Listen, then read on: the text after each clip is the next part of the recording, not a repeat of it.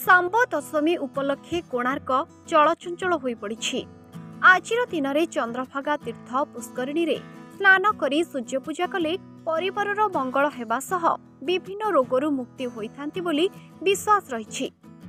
एही दिन में भगवान श्रीकृष्ण और राधा रतिक्रिया समय तांको पुत्र सांब घरे पशि जाइथिले। सेठारे पिता श्रीकृष्ण सांबदेव को देखि अभिशाप देइथिले। सांबदेव अभिशाप पई नारद मुनि पाखरे शरण पशिथिले। नारद मुनि सांबदेव को कहिथिले कोणार्क चंद्रभागा जाई सेठारे सूर्य उदय पूर्वरु चंद्रभागा नदी में स्नान करिबा परे सूर्यदेव को पूजार्चना कले अभिशाप मुक्त हेब।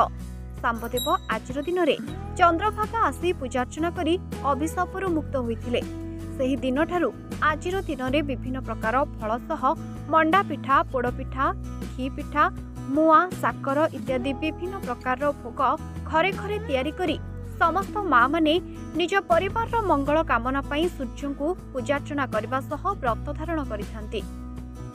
काहू केउ कालरू कोणार्क सूर्य मंदिर पार्श्व अवधूत मठठारे होम यज्ञ हेबा सह आज सूर्य नारायण दुई उत्तरायण और दक्षिणायन चलंती प्रतिमा रथारूढ़ होई कोणार्क परिक्रमा परे चंद्रभागा स्थित छोटा बाबा मठ को जाइथाए।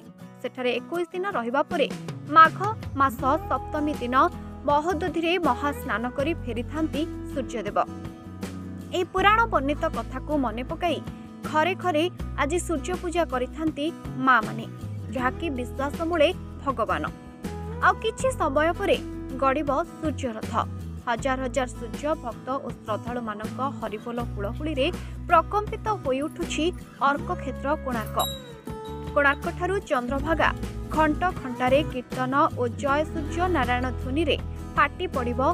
सेपटे विश्वर कल्याण पई कोणार्क सुरक्षा समिति पक्षरु विश्वशांति महायज्ञ जगन्नाथ मंदिर पार्श्वरे करा जायछि, जहा 3 दिन धरी चलिबो। कोणार्क आज मंत्र ध्वनि रे कंपी उठुछि। अपेक्षा रही किछि समय परे सूर्य रथ गड़िब चंद्रभागा तीर्थ पुष्करिणी पाखकु। सेपटे पवित्र सांब दशमी उपलक्षे सूर्य मंदिर प्रवेश शुल्क छाड़ थिबारु हजार देश विदेशर पर्यटक माने बिना प्रवेश शुल्क रे बुली देखिले सूर्य मंदिर। ममता दास कौन कह आज सांब दशमी रे आछंती कोणार्क रे सूर्य पूजा करिवे, कौन रही मुख्य उद्देश्य कहीं आसते? आज को 5 दिन है एठारे यज्ञ चली यज्ञ में आम कर्ताकर्ती होइतलु एवं एठी आम प्रति वर्ष आसुचु सांब दशमी के पूजा करने। प्रथम बटगोसाईंकर पूजा हुए, तापरे सूर्यंकर रथ पाखे भोगराग करूँ बा सूर्य मंदिर आनी भोगराग करूँ। पिला मानकर भल बा देह मुंड सुस्थ रही मानसिक करी एठारे प्रति वर्ष आम आसी एठारे पूजा करूँ।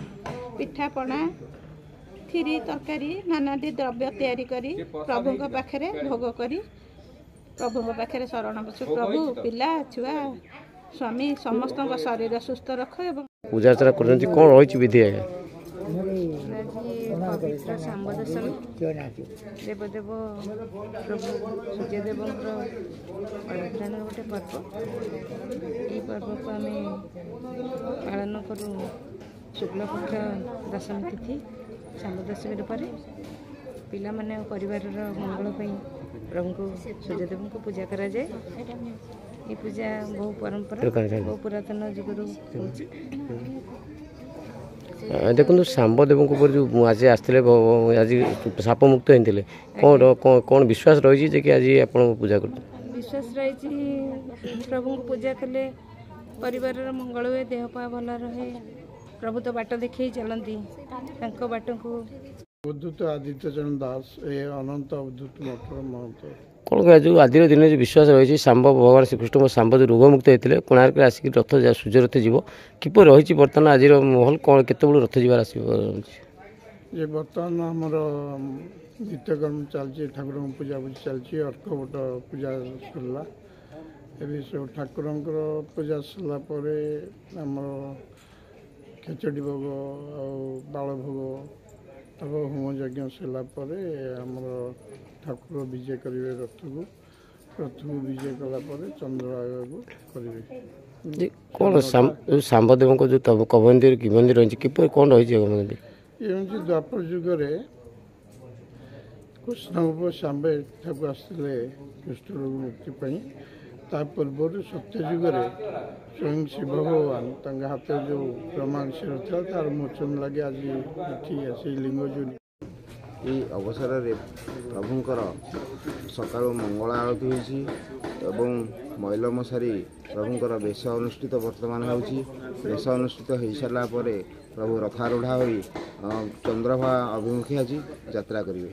कौन आज जो रथ पूजा अर्चना कले सूर्यदेव को कौन माँ को कौन आज हूँ सांब दशमी प्रभु कृष्ण पुओ सांब एठारे तपस्या करी कुष्ठ व्याधि मुक्त होते दिन टी मन रखापा आज सारा सारा ब्रह्मांड रे आज सूर्य पूजा अनुष्ठित होची से अवसर में प्रभु को आम पूजा अर्चना करी रोगरू आम मुक्त होगापी ये आसी समस्ते एकत्रित हो पूजा पाठ करूँ। कोणार्करू Prakash Kandi report, HR TV Odia.